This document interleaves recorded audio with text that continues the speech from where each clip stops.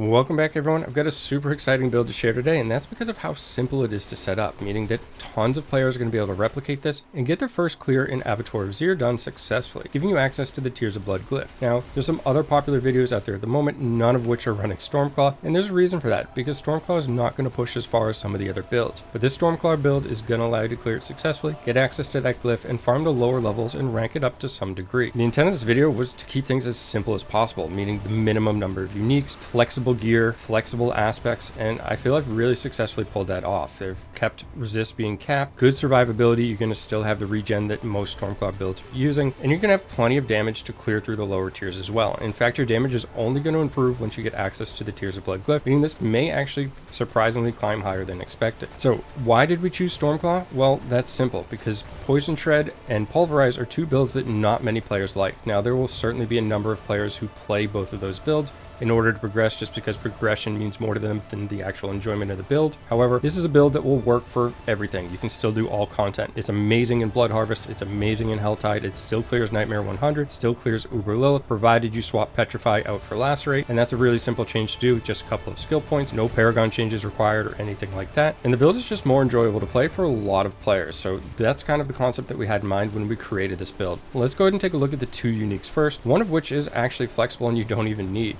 Wolf's Cleave. This can easily be swapped out for Aspect of Might if you want to run a chess piece with more mitigation, or you're lacking one of the other slots in terms of those mitigation stats. This is going to bump your werewolf skills up, does some additional damage, movement speed, maximum life, damage from poison enemies, also gives you some additional reduction. Overall, like I said, you could just swap this out for a well-rolled legendary piece and be just fine. The second unique is required, Great Staff of the Crone, and you could play Stormclaw without this, you would do a lot less damage, but in terms of getting through AoZ, you're going to need this additional damage, so this hands down is required. This is a fairly mediocre Great Staff of the Crone. I just want to point that out so that you know this is going to be viable pretty much with any Great Staff of the Crone that you happen to get. This could certainly be rolled a lot better and add additional damage to the build as well. For legendary aspects, and many of these are flexible in which slots you can place them, I will fill all this information out in the builds planner as well, which you can take a look at for paragon points as well. I don't like going through those individually just because it seems like a lot of people don't get benefit from that. The aspect I have in the helm slot here is Vigorous, and this is going to give us damage reduction while shapeshifted into a werewolf. We're also going to be pairing this with Aspect of the Dark Howl, making Debilitating Roar a werewolf skill. That means that Blood Howl, Debilitating Roar, Claw are all going to keep us in werewolf form, allowing us to benefit from total armor while in werewolf form that you'll see on the boots here as well as in the next slot. And you can roll these affixes in other positions as well. I'll fill all that information out as well for you, but keep that in mind that that's the reason we're transforming that skill, because we don't have anything benefiting our werebear form, so we want to make sure that we're staying in werewolf form as often as possible.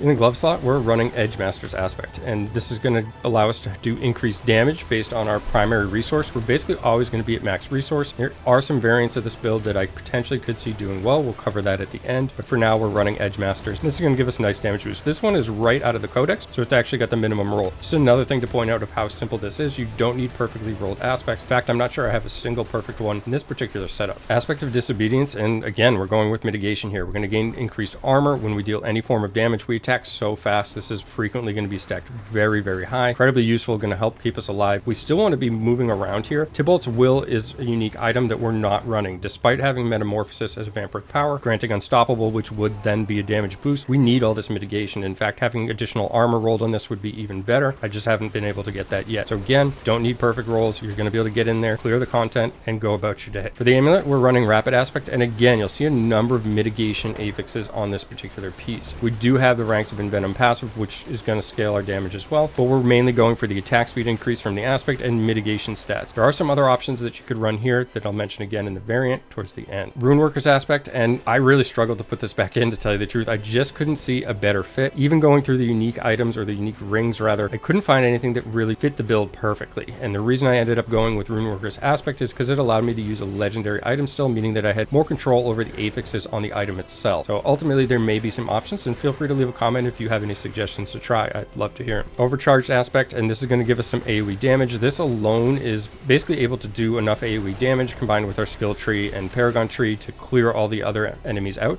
However, as the scaling of the AOZ tiers go up, it might not be enough, so something to keep in mind. Hopefully we'll get enough damage from the tiers of Blood Glyph as that continues to scale to basically balance that effect out. But for now, this is all we really need for AoE damage. We are running Rune Workers as just mentioned, but again, I'm willing to swap that out. The first Vampiric power we have is Metamorphosis. This is going to allow us to become unstoppable when we use our evade, and we definitely need this because Earthen Bulwark is just not enough unstoppable in order for us to survive. So pretty much a staple, even though we're not running Tybalt's Will, which is typically paired with. Now the variant that I mentioned before would involve Tybalt's Will in the pant slot, which means we could then run Melted Heart of Selig in the amulet slot, and this would allow us to have some more mitigation in the forms of using up that resource that we never actually spend with this particular build. I'll likely cover this build in a separate video, so keep an eye out for that. Ravenous is the second Vampiric power we take. This is going to give us a lucky hit to increase our attack speed, and with our attack speed being so fast in general, we can often just have this proc nearly 100% of the time. So overall just gives us a additional attack speed, which benefits the character. Undying, again, we're attacking so fast that we get a tremendous amount of life regen from this. We can also even heal outside of combat, so we can top ourselves off rather than using a potion, save them for more difficult situations. Moonrise, hitting an enemy with a basic skill, which we're doing over and over very fast, is going to allow this to stack.